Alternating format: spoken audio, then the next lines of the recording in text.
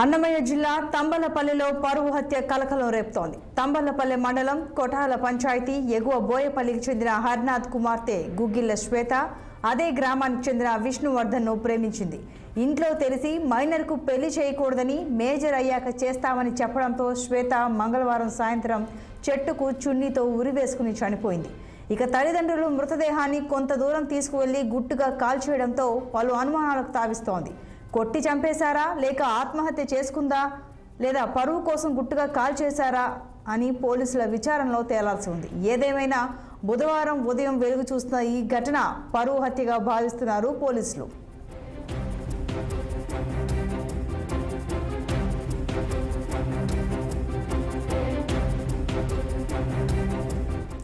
ఈ ఘటనకు సంబంధించి మరింత సమాచారం మా ప్రతినిధి గిరినాథ్ అందిస్తారు. గిరినాథ్, మనస్తాపంతో ఆ అమ్మాయి సూసైడ్ చేసుకుందా లేదా పరువు కోసం తల్లిదండ్రులే చంపేశారా అన్న అనుమానాలు వ్యక్తమవుతున్నాయి.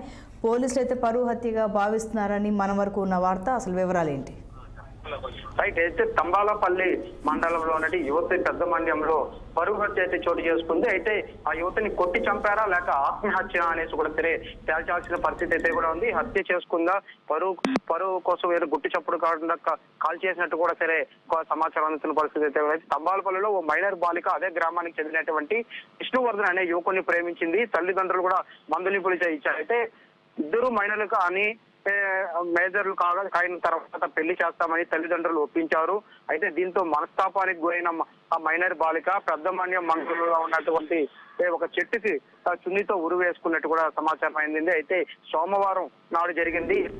చప్పుడు కాకుండా కూడా మృతదేహాన్ని కూడా సరే కాల్చివేసిన పరిస్థితి అయితే కూడా ఉంది. అయితే గతంలో మిస్సింగ్ కేసుగా కూడా సరే 2 రోజుల క్రితం కూడా సరే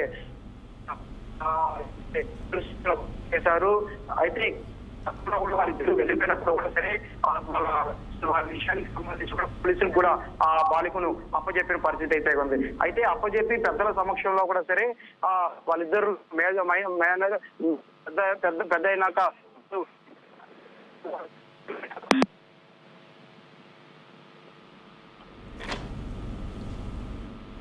రైట్, థ్యాంక్ యూ.